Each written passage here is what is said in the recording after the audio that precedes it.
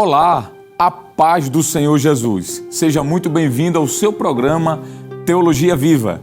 Estamos estudando a Declaração de Fé das Assembleias de Deus e no episódio de hoje estudaremos o capítulo 20, que tratará sobre os dons do Espírito Santo.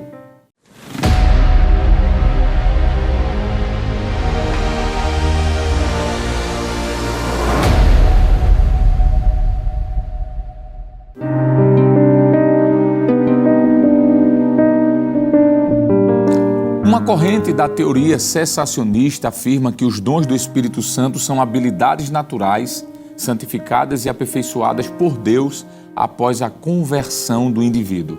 Uma outra acredita que os dons espirituais não são para os tempos odiernos, mas estiveram restritos ao período apostólico.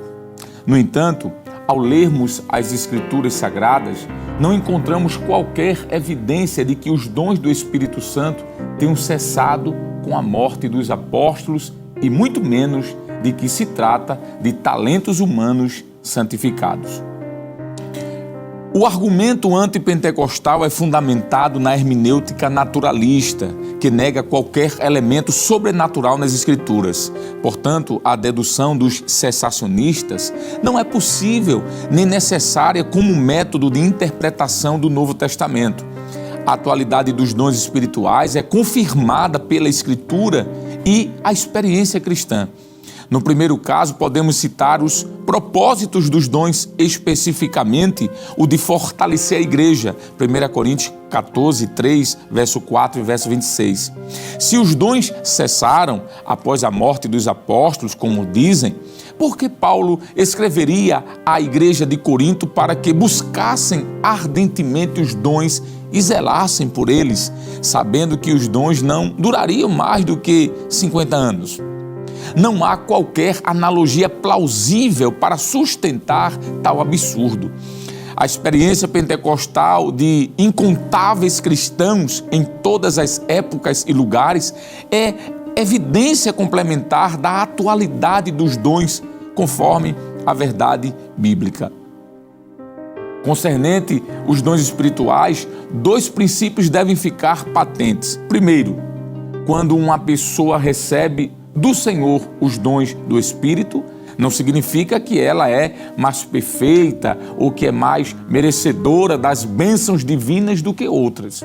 Segundo, assim como o crente não é salvo pelas obras, mas pela graça divina, Efésios 2:8 e Tito 3:5, os dons do Espírito são concedidos pela graça de Deus para que ninguém se engrandeça, Romanos 12, verso 6. Vejamos então o que nos diz a declaração de fé das Assembleias de Deus sobre este assunto. Cremos, professamos e ensinamos que os dons do Espírito Santo são atuais e presentes na vida da igreja.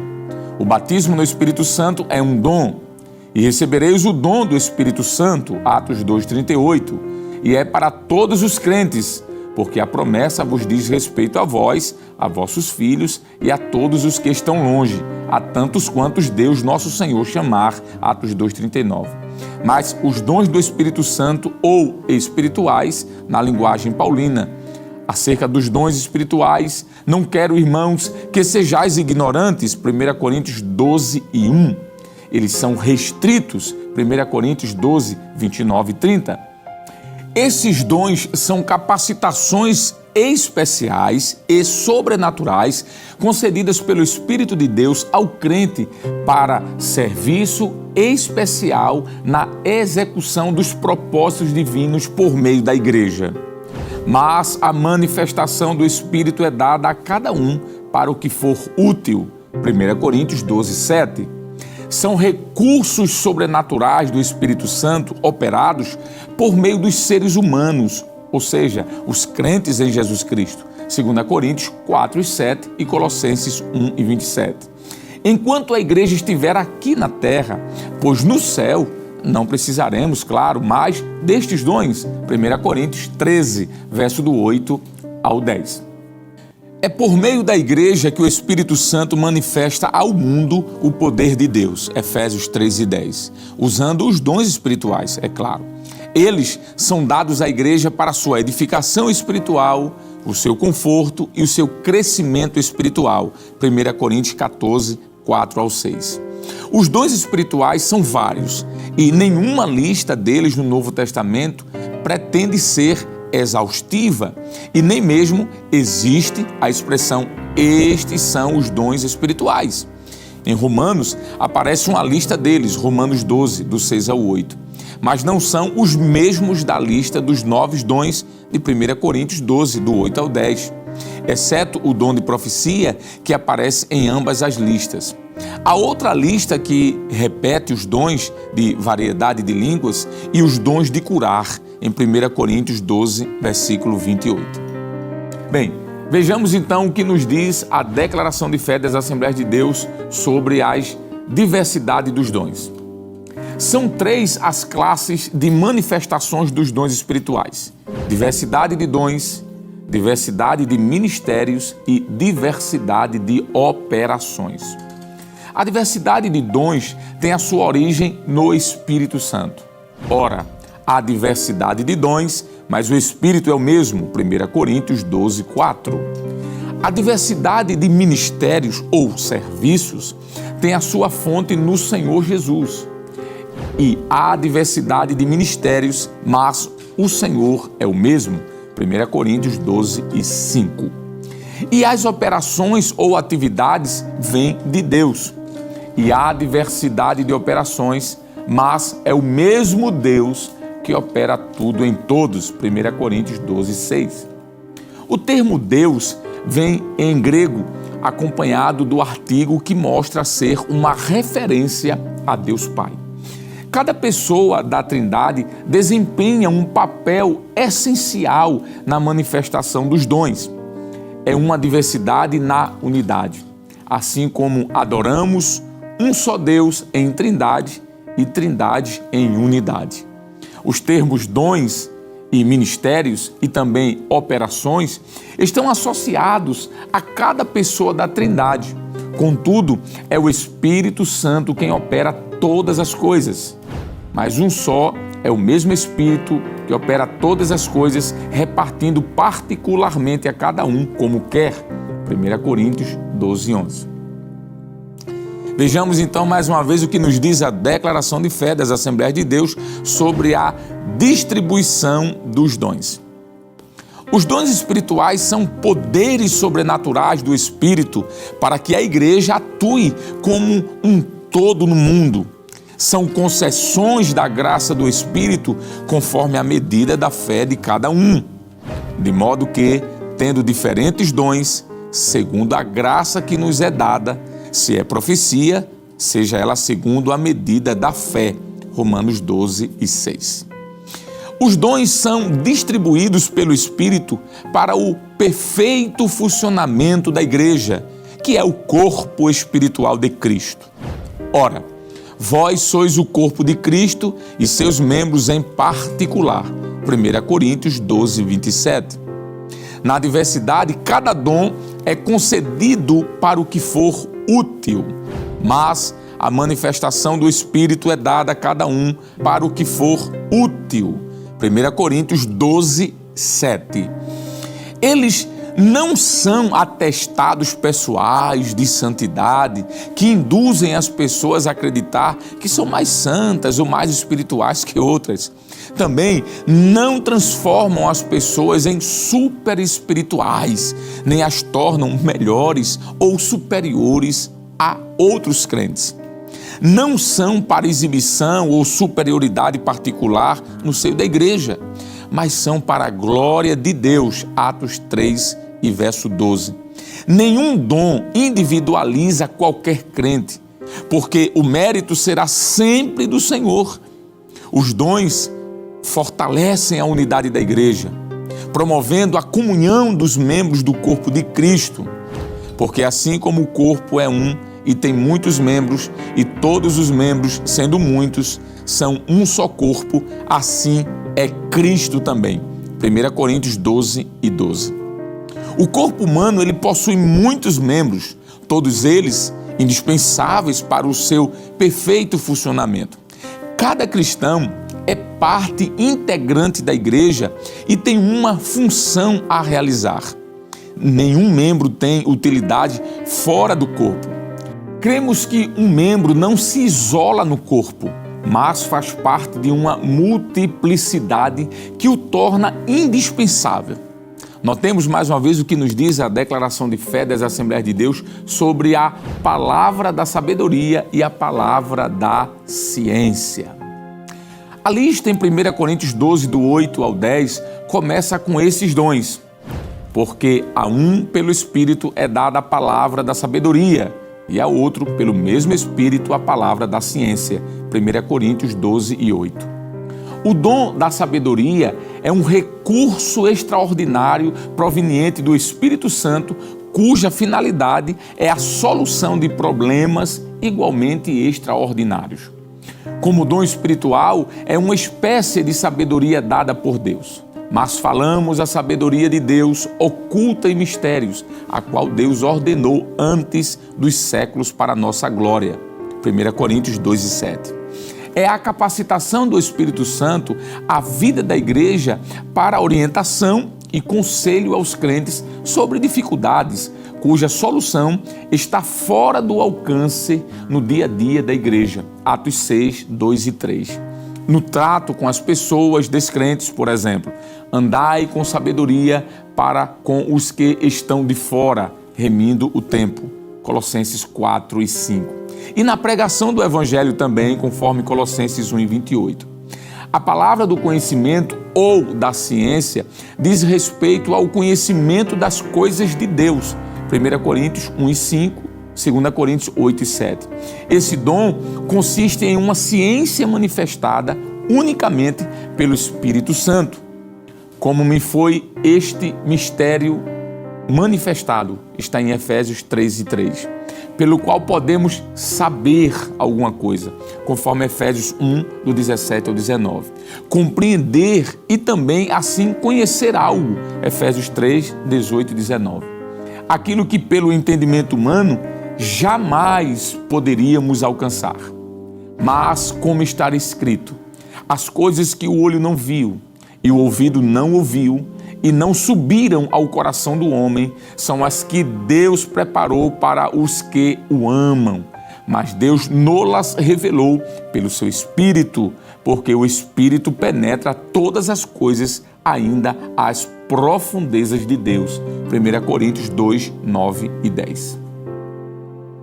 Notemos mais uma vez o que nos diz a declaração de fé das Assembleias de Deus sobre a fé e os dons de curar. Em seguida, aparecem mais dois dons, e há outro pelo mesmo Espírito, a fé, e há outro pelo mesmo Espírito, os dons de curar. 1 Coríntios 12, 9. O dom da fé, de 1 Coríntios 13 e 2, o distingue da fé salvífica, de Efésios 2 e 8, e também da fé como fruto do Espírito, conforme Efésios 5 e 22. Trata-se de uma fé especial, usada num momento específico, Atos 3, do 4 ao 7. Quanto aos dons de curas, são manifestações do poder do Espírito que operam de maneira multiforme para curar as doenças e também as enfermidades do corpo, da alma ou psicossomáticas também. Sempre concedidas, claro, pelo Espírito Santo à pessoa que irá manifestá-la ou ministrá-la, pois é Deus quem cura. Atos 4, versículo 30. E somente a Ele pertence a glória, conforme Isaías 48 e 11.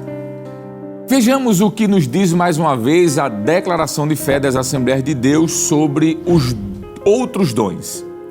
A lista chega ao seu fim com os seguintes dons: e a outro a operação de maravilhas, e a outro a profecia, e a outro o dom de discernir os espíritos, e a outro a variedade de línguas, e a outro a interpretação das línguas.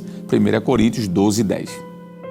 A expressão operação de maravilhas está no plural em grego e significa obras poderosas ou de poder, o que sugere grande variedade de milagres.